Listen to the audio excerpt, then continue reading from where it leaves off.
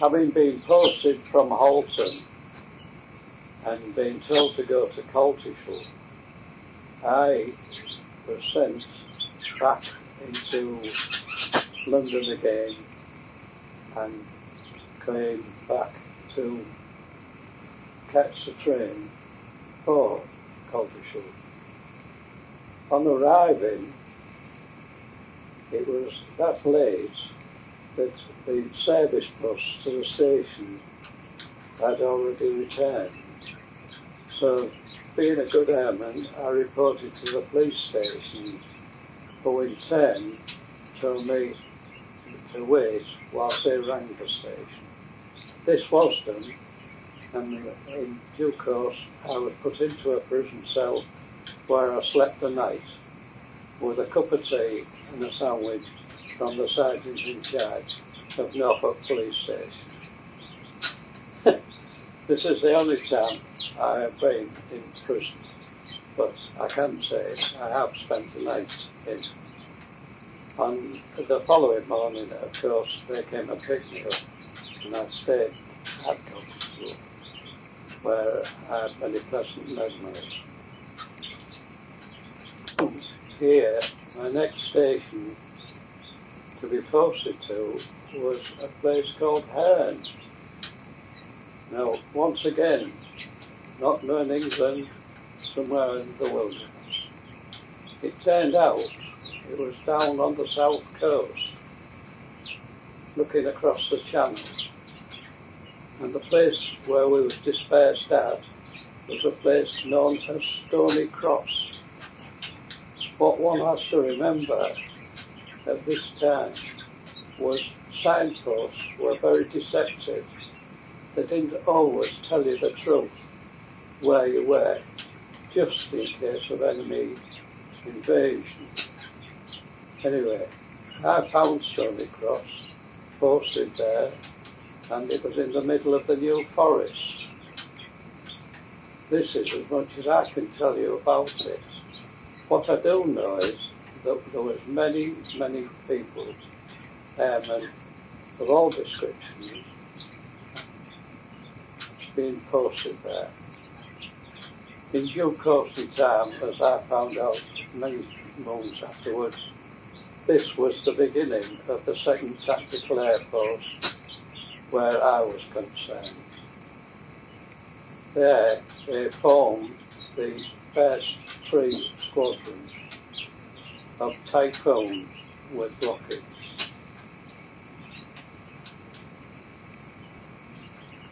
And they were 181, 182 and 247 squadrons. Here we all once again had to learn to gel together, listen to each other and learn our trades from the lads who were already working on these aircraft. Myself, as an engine fitter, used to Royce engines, 12 cylinders.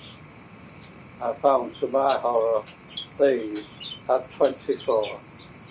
And when told to change plugs on the engine, it was 48, which you can imagine is a lot of spark plugs to change and replace and put back together again. But part of the job, we accepted it. These engines were so huge and the propellers were so huge that the engine couldn't be started with the old-fashioned electric starter motors from the batteries on the trolleys, which was pulled to the aircraft to start them up. The means of starting them up was with a cotton cartridge. This was one big bang and the prop moved about a third, and in that time you had to actually start the engine. It took great skill to gradually do it, which in turn we all acquired. And the skill and pride was who could start the engine quickest with the least cartridges. We all got to the point where we started them roughly on the first or second cartridge. The problem was the Typhoon. It had such a huge engine. It also had a huge air intake plus cooling system. And inside, if you overprimed them, you could finish up with a backfire and everything was in flame. Here, the flight mates job airframe who was stood by had a firing extinguisher. We had to put our hands up out of the aircraft to show we were not going to fire any more cartridges whilst the rigger went in and put the fire out. This was a very scary situation in later days, when on the continent, no lights, no nothings, but sheer hope that we knew each other well enough not to have an accident. These aircraft were huge, and they did everything that we expected them to do with the actual armaments. The armaments being 4 20mm guns and carrying 8 rockets with 60-pound warheads on, which were huge. And these were slid down onto rockets, which could be fired by the pilots either in one pair, 2 pairs, or the whole lot in one go. When going into service later on, these was devastating in the continental fighting. As we was all getting all used to each other, once again I received yet another posting telling me that I would be posted to Manston in Kent. The reason for this, I found out later, was that in the invasion only 3 squadrons was going over initially, due to the fact that the aerodrome or landing strip would only have sufficient room for those aircraft. When they went, I don't know, but later I did join them. But from this point, I was posted to 137, which was at Manston, where all the skills I'd already learned was then put into use with the squadron as it was. Having once again been sent around, I did finally find where this Manston, Kent was.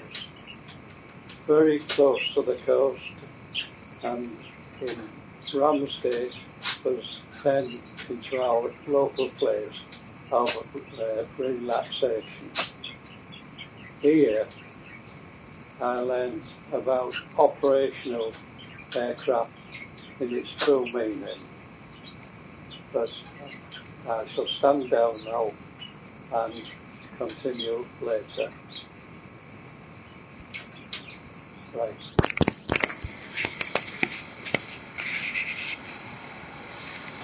At Manston, I soon found out that on operational duties it was totally different from the training systems.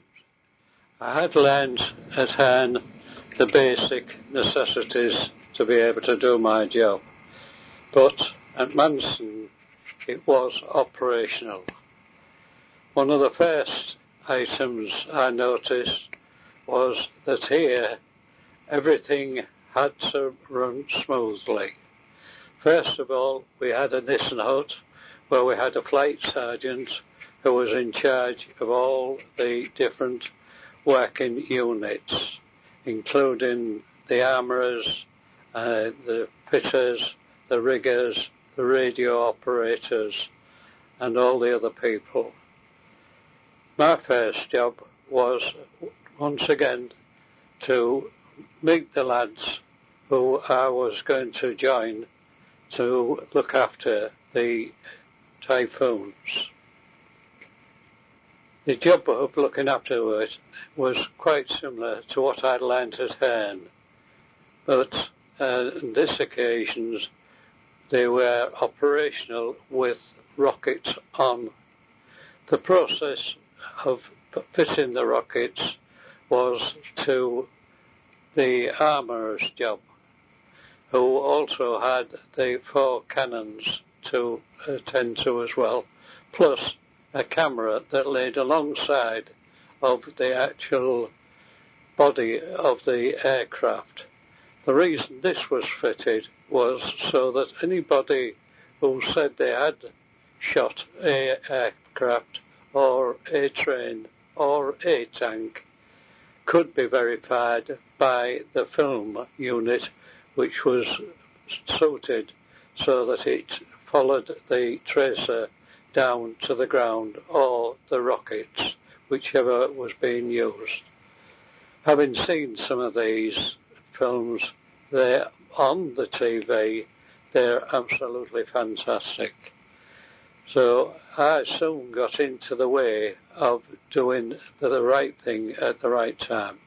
This basically being seeing the pilot when the scramble was on and meeting him, helping him up into the cockpit, having his straps ready of his parachute so as he could soon put them on, and jumping off and standing by for him to start the engine. Later on, I personally started the engine before the pilot got into the aircraft. This way, giving them a quicker way out and taxiing off into the large runway. At Manston, it has a huge runway. I believe it is only one of 2. I was told that it was number 1 crash runway or crash drome itself for all the lads who were struggling to get back from having been on raids on the coast. Many of the crashes that I did see come in was absolutely spectacular, but unfortunate for the people in the aircraft. This happened quite regularly. When we first got to Manston, we actually had on board a naval unit, and they actually had Swordfish of all aircraft, the old-fashioned Swordfish with a torpedo slung underneath its body. These did really worry us, but typical Navy, they had armed guards in each corner of their patch of ground, which I personally thought, well, very strange, but the Navy is the Navy, and we respected them. Having been with the lads at Manston for a while, we all got to know the aircraft. Each one had its little peculiarity, and the trick was to land quick so that they could be started up without the fires following. Just after I got there, the problem with Doodlebugs started. These was automatic self-propelling jet engines with a bomb underneath. These came over quite regularly, fired either round local areas or heading straight on its way through to London. Our pilots used to be ordered up in pairs to go and watch out for these on patrol. The CO, our flight CO, was a Polish chap, and part of his training for our pilots was to send them up in pairs to go, and if any of the Doodlebugs, as they was known, were flying in our direction, providing they was well away from anywhere, they could open fire. They did this by going over to the French coast, as at that point the aircraft was travelling at a far less speed. The problem was to go down and shoot the Doodlebug to destroy it, but not to go through the ball of flames which used to burst forth once whatever the liquid was inside of them caught fire. One pilot, unfortunately, did go through the ball of fire. On arriving back at dispersal, as his aircraft came in, we were all astonished to see that it was soot from the propeller right through to the tail unit, and the pilot was actually handling the aircraft, stood up on his feet and working his pedals to direct it. Upon stopping it in the middle of our dispersal, the CO came out and he was not very happy. And to teach this particular pilot a lesson, he had him wash this aircraft with the old-fashioned gunk.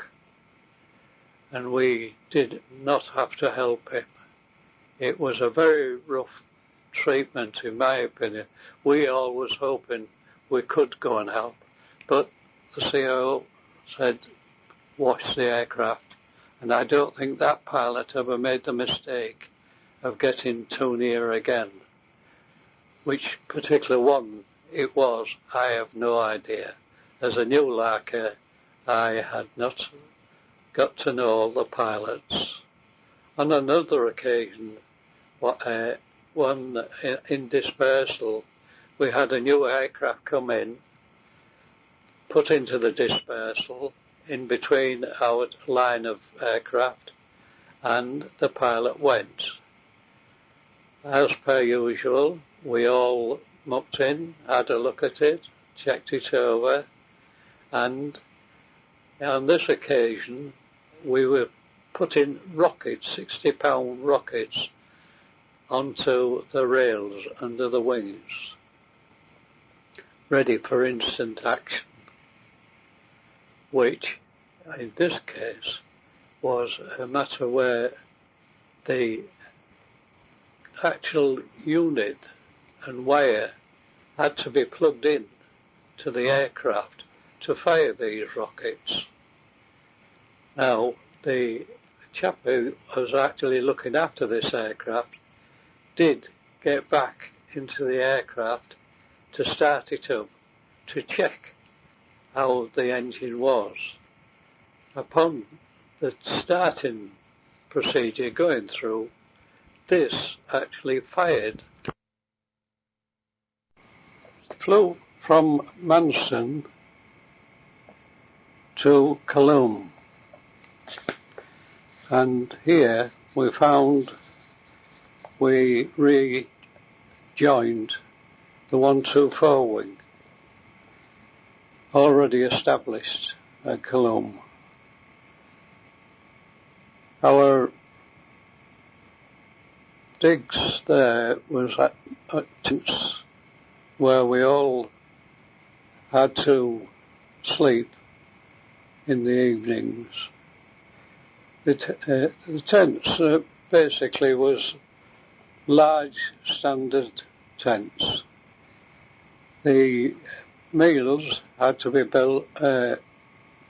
cooked in the open, and our chairs and tables was on ordinary wooden collapsible tables. Colombe itself was very busy, as here we had rejoined the other 3 squadrons, which was flying all the time. We in turn joined in with 137 Squadron. Whilst there, we had many incidents of aircraft being attacked.